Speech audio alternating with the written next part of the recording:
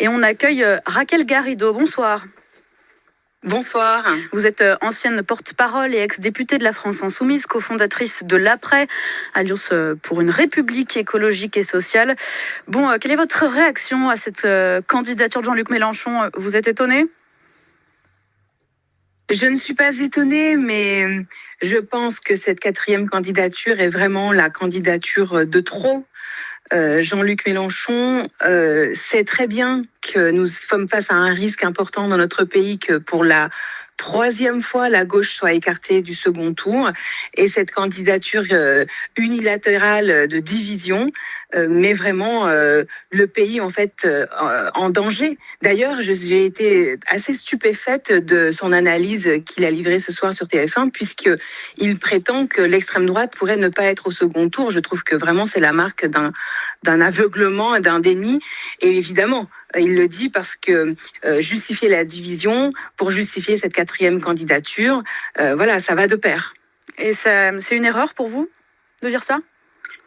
Oui, c'est une erreur. Il faudrait à l'inverse que nous nous unissions, comme on l'a fait en 2024 avec le nouveau Front Populaire, et nous avons recueilli 9 millions de voix. C'est vraiment la dernière fois qu'on a vraiment fait obstacle à l'arrivée au pouvoir de l'extrême droite. Mais Jean-Luc Mélenchon, qui, je le rappelle quand même pour celles et ceux qui ont oublié, en 2021, il avait promis que 2022 serait sa dernière candidature à la présidentielle. Il l'a répété le soir de sa troisième défaite en disant « faites mieux ». Il a ensuite fait des interviews en disant qu'il souhaitait être remplacé. Mais en réalité, quand on regarde ce que Jean-Luc Mélenchon a fait depuis 4 ans, c'est en réalité la dépense d'une énergie folle pour absolument empêcher que toute autre figure insoumise puisse en réalité se préparer. Il ose dire ce soir que être candidat à la présidentielle, cela ne s'improvise pas. Et évidemment, il y a 4 ans, il aurait dû commencer à aider à la mise en place de la suite. Et au contraire, il a fait systématiquement obstacle, et c'est parfaitement irresponsable parce qu'en réalité, on a pu l'observer depuis 4 ans, il n'est pas le mieux placé pour porter la voix de ce peuple NFP, de ce peuple de 9 millions de personnes qui s'est rassemblé en juin dernier. Aujourd'hui, il nous faut absolument non seulement renforcer le NFP, non seulement le faire vivre, mais même l'élargir. Et c'est toute l'idée d'ailleurs derrière la proposition de primaire que nous organisons avec un certain nombre de partis et personnalités de gauche. D'ailleurs, mardi soir à la Bellevilloise à Paris, nous tenons un meeting avec Lucie Castet, Clémentine Autain, François Ruffin, Olivier Faure, Marine Tondelier. C'est cette voie-là qui est pour moi la voie éthique, celle de l'unité, coûte que coûte, parce qu'en fait, ce qui compte, c'est qu'il faut faire le pari de la démocratie. Il faut être prêt à perdre à gauche ou à gagner à gauche une primaire, pourvu qu'il n'y ait qu'une candidature commune. Et Jean-Luc Mélenchon, en tournant le dos à l'union, en fait, nous met tous en danger. Raquel Garrido, Jean-Rémy Baudot, chef du service politique de France Info, a une question pour vous. Bonsoir Raquel Garrido. Vous avez payé pour voir, vous faites partie de ceux qui ont payé pour voir la question de la démocratie interne à la France insoumise. Vous parliez des différentes personnalités du nouveau Front Populaire et de ces personnalités à gauche qui pourraient, selon vous, incarner la réalité très concrète aujourd'hui, que ce soit dans les sondages comme sur les marchés, c'est que la personnalité à gauche et à la gauche radicale qui émerge, c'est Jean-Luc Mélenchon. Donc qui d'autre pour porter si ça n'était pas lui ? D'abord, je conteste votre vision des choses. Dans les urnes, la proposition de liste insoumise isolée a été lourdement battue, notamment aux élections municipales, quand elle était face à des listes d'union de la gauche larges. Je rappelle par exemple qu'à Paris, au second tour, Sophia Chekirou n'arrive même pas à 8%. Donc en fait, aujourd'hui, le vote utile va plutôt vers des listes ou des configurations d'union de la gauche, dès lors qu'il y a un programme ambitieux de transformation, voilà, de redistribution des richesses, de lutte contre le changement climatique, de renforcement de la démocratie.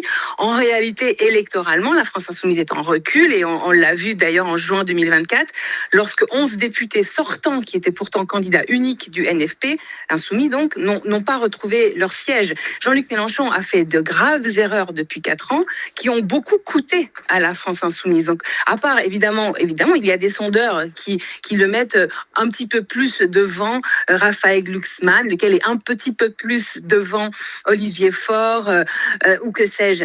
Mais aucun de ces chiffres annoncés même par les sondeurs ne permet aujourd'hui de garantir à la gauche d'être au second tour. Et c'est ici que réside pour moi vraiment ce qui me semble le plus choquant dans la façon de faire de Jean-Luc Mélenchon. En fait, il est indifférent au sort de la gauche. Et quand on est indifférent au sort de la gauche, on est indifférent au sort du pays. En fait, l'extrême droite pourrait gouverner ce pays dans un an. Et lui, en fait, il fait des piqûres de ciment pour expliquer qu'en fait, non, c'est pas tout à fait un risque. Mais alors, on ne vit pas dans le même pays. Et effectivement, lui, il se contente d'être désigné dans un cénacle de quelques dizaines de députés qui sont absolument affidés à lui et soumis au fond à tous ces désirs les plus tyranniques. Voilà, je pense que on peut pas exister à côté de Jean-Luc Mélenchon. Revenir sur terre et se préoccuper du pays davantage que de la fin de carrière, parce que ce sera une fin de carrière plutôt pathétique, je pense, de Jean-Luc Mélenchon. On ne peut pas exister à côté de lui au sein de la France insoumise?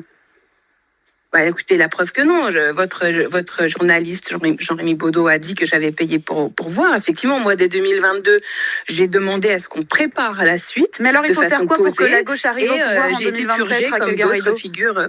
Comment ? Il faut faire quoi pour que la gauche arrive au pouvoir en 2027, d'après vous, Raquel Garrido ? Eh bien, déjà, il faut participer à cette primaire. Moi, j'invite les insoumis à participer à la primaire du Front populaire 2027. Depuis juillet dernier, autour de Lucie Castet, nous préparons cette primaire qui devra avoir lieu le 11 octobre prochain. Pour l'instant, 3 personnes sont officiellement candidates. Il s'agit de Clémentine Autain, François Ruffin, Marine Tondelier. Je pense qu'aussi Olivier Faure est un militant ardent de cette primaire et il est tout à fait légitime à être candidat. Et pourquoi pas d'autres personnes ? J'entends même parler de Mathieu Pigasse ces jours-ci. Enfin, vous voyez, il y a peut-être d'autres personnes qui ont envie de venir.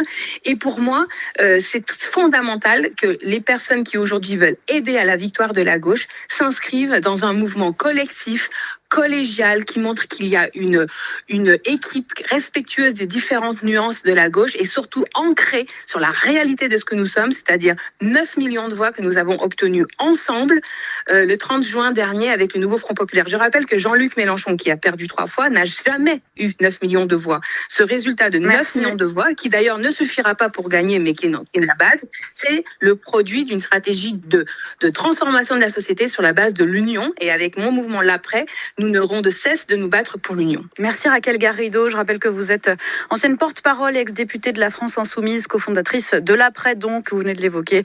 Merci d'avoir accepté l'invitation de France Info après l'officialisation de la candidature de Jean-Luc Mélenchon.